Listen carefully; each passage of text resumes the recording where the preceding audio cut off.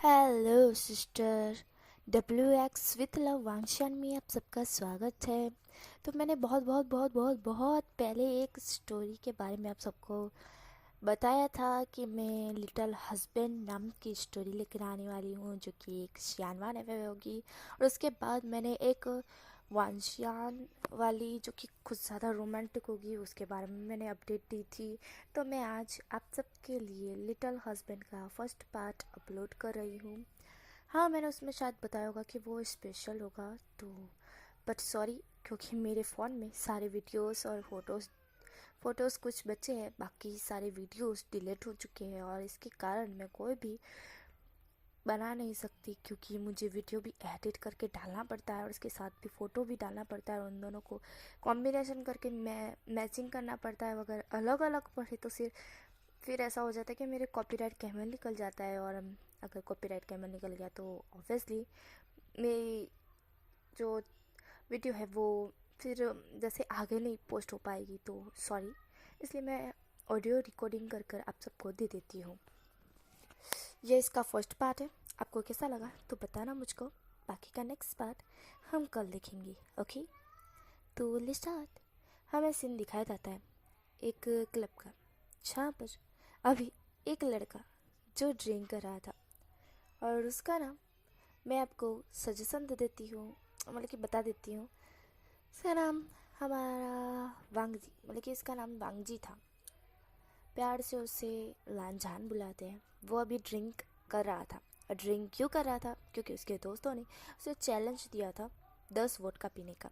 अगर वो 10 वोडका पीने के बाद भी ठीक से खड़ा हो पाता है तो उसे एक इनाम दिया जाएगा। अगर वो ठीक से खड़ा नहीं हो पाता है सिर्फ 10 वोडका पीने के बाद, तो उसे वो करना होगा जो उसकी टीम ने सोच कर रखा होगा। तो हमारा वांगजी वही कर रहा था। वांगजी वोडका पूरी तरह से पी लेता है। जब वो पूरी तरह से 10 वोडका पी लेता है तो उसे नशा चढ़ने लगता है। वो अपने पैरों पर ठीक से खड़ा भी नहीं हो पाता है। उसके दोस्त कहते हैं कि वांगजी, तुम शर्त हार गए, अब तुम्हें हमारी बात सुननी होगी, तुम्हें वो करना होगा जो हम कहेंगे। जिस पर वांगजी ने एग्री भी किया था। वांगजी कहता है कि ठीक है, तुम लोग जो बोलोगे मैं वो करूँगा, बट एक चीज़ ऐसी बोलना जो मैं करूँ। जिस पर सारे जितने भी उसके दोस्त थे वो कहते हैं कि ठीक है, तुम्हें हमारे साथ चलना होगा। लांझान जो कि उनके साथ एग्री भी हो जाता है कि चलने के लिए, वो लोग उसे लेकर एक सुनसान जगह आते हैं। वो कहते हैं कि यहाँ से अगर कोई भी निकला तो उसे तुम्हें किस करना होगा। जिस पर हमारा लांझान तो शॉक्ड हो चुका था। लांझान कहता है कि गाइस, ये कैसा रूल है, ये तो गलत है। जिस पर उसके दोस्त कहते हैं लड़की निकली या लड़का, हमें कोई फ़र्क नहीं पड़ता, बस तुम्हें उसे किस करना होगा, ऐसा वो लोग कहते हैं। जिस पर लांझा तो शॉक्ड हो चुका था, बट फिर भी वो कुछ नहीं कहता है और कहता है कि ठीक है, मुझे मंजूर है, मैं ये करने के लिए तैयार हूँ, ऐसा लांझान कहता है। उसके दोस्त उसकी खिल्ली उड़ा रहे थे कि कोई ऐसी चीज़ ना निकल जाए जो लांझा इमेजिन नहीं कर सकता। शायद कोई डॉग या बिल्ली, कैट तो रात के अंधेरे में ज़्यादा ही निकलती है, या कोई बूढ़ी सी औरत, या कोई ओल्ड आदमी, या या तो कोई लड़का या कोई लड़की खूबसूरत सी हॉट सी नशे वाली, अरे जैसे कि ड्रिंक करेली, या कोई कार। अब क्या होगा लांझा की लाइफ में? यहाँ पर ये सारे जो लांझान के दोस्त थे वो लांझा की खिल्ली उड़ा रहे थे, मतलब कि उसका मजाक बना रहे थे कि कौन होगा लांझान, कौन होगा। इस पर लांझा कहता है कि गाइस, 2 मिनट चुप रहोगे, मुझे देखने दो कि है कौन जो उस लाइन को क्रॉस करेगा। यहाँ पर इसके मतलब कि लांझान के दोस्त थे, उन्होंने कहा था कि उस रोड पर 2 पेड़ है, उन दोनों पेड़ के जो साइड बीच में एक लीटी, जिसने भी क्रॉस किया उसे जाके लांझा को किस करना है, नहीं लांझा को उसे जाके किस करना है। तो लांझा बस देख ही रहा था कि कौन है वो जिसे मुझे किस करना है। लांझा बस देख ही रहा था। हवा चलती जा रही थी, 30 मिनट हो चुकी थी। उस सुनसान रास्ते पर अभी तक कोई नहीं आया था। लांझा बस नज़र डाले देख रहा था। एक तो लांझा नशे में था, दूसरा उसे साफ साफ कुछ नज़र भी नहीं आ रहा था। तभी लांझा के दोस्त कहते कि देख देख, कोई आ रहा है, कोई आ रहा है। लांझा उस साइड देखता है। एक तो उसे नशे में कुछ भी नहीं नज़र आ रहा था, दूर दूर का भी नहीं नज़र आ रहा था, पास का क्या खाक नज़र आएगा। अरे मतलब कि पास का ही नज़र नहीं आ रहा था, दूर दूर का क्या खाक नज़र आएगा।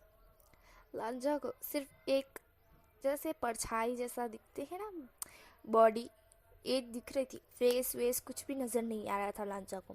बस उसके टी शर्ट का कलर वो थोड़ा थोड़ा देख पा रहा था, बाकी तो वो देख ही नहीं पा रहा था कि कौन है कौन नहीं।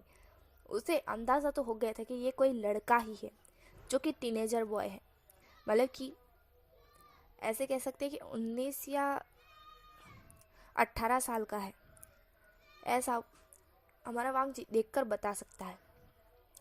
वांग जी कहता है कि कौन है, जिस पर उसके दोस्त कहता है कि टीनेजर बॉय है, 18 साल का लग रहा है देखने से, बहुत दूर से देखने में उसका साफ चेहरा नज़र नहीं आ रहा है। पर उसने उस लाइन को क्रॉस कर लिया। अब लांझा जा और जाके उसे किस कर, जिस पर लांझा कहता है ठीक है।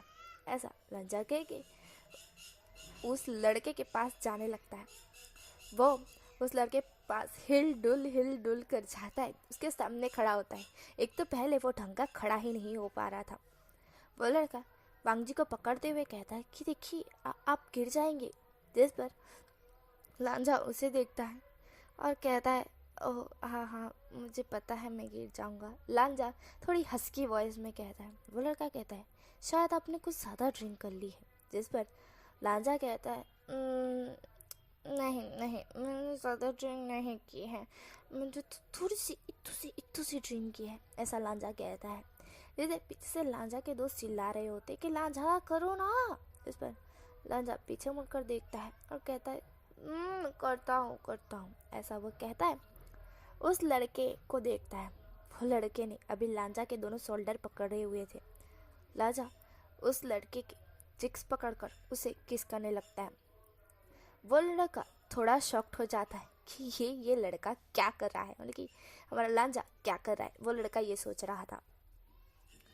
लांझा बीच सड़क में उस लड़के को एक डीप किस करने के बाद छोड़ता है और कहता है, उसकी तरफ देखता है। उसकी तरफ देखने के बाद लांझा को उसका साफ साफ चेहरा नज़र आता है, जो कि कितना स्वीट प्योर, इतना ज़्यादा हैंडसम। उसके लिप्स के नीचे छोटा सा मॉल, और उसकी वो लिप्स, उसकी वो नोज़, उसकी वो आइस, उसके घने आगे बाल, उसकी आँखें। लांझा बस उसे देख रहा था।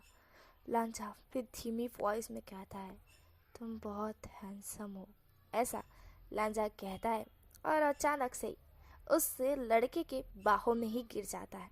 वो लड़का लांझा को पकड़ लेता है। पहले तो वो लड़का लांझा को ऊपर से नीचे तक स्कैन करता है और फिर लांझा को कैरी कर लेता है। सारे लांझा के दूर से खड़े दोस्त देख रहे थे कि वो लड़का कुछ तो कर ही रहा है। वो आते हैं क्योंकि उन्हें पता चल गया था लांझा ने किस कर लिया है। दूर से देख के तो पता ही चलता है ना यार। वो लोग आते हैं, लांझा को उस लड़के की बाहों में देखते हैं।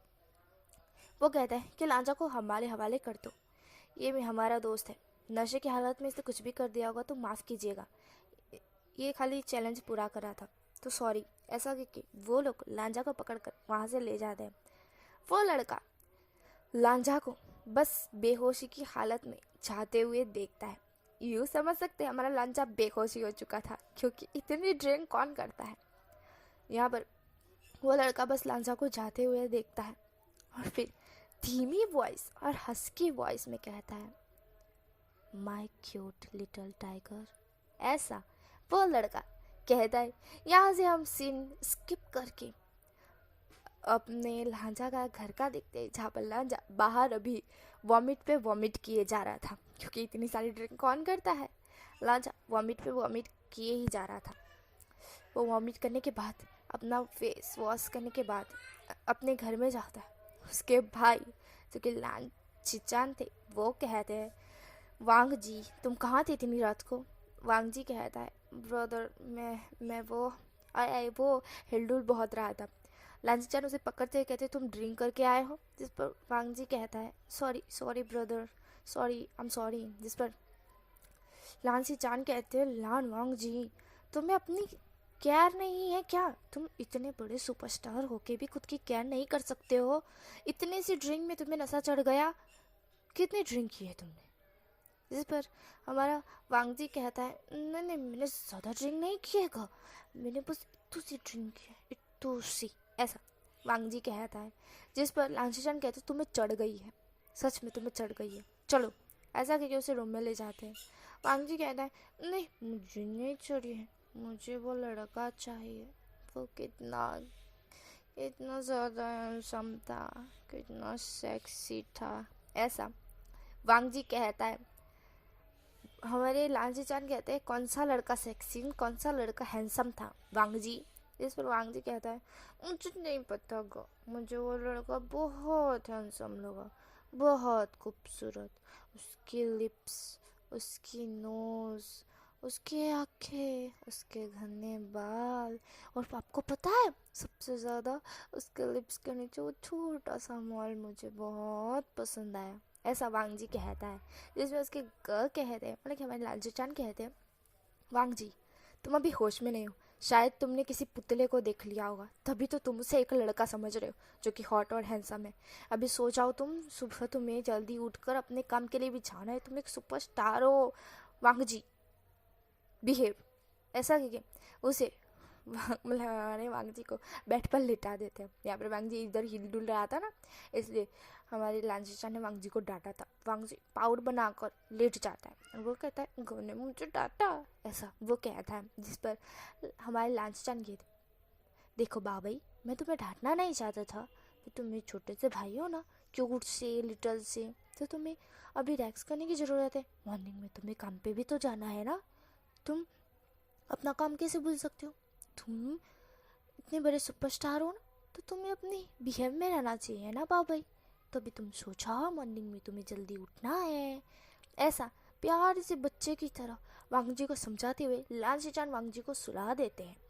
और वहाँ से एक गहरी सी ब्रीथ छोड़कर रूम की लाइट ऑफ कर कर रूम का डोर बंद कर कर वहाँ से निकल जाते हैं।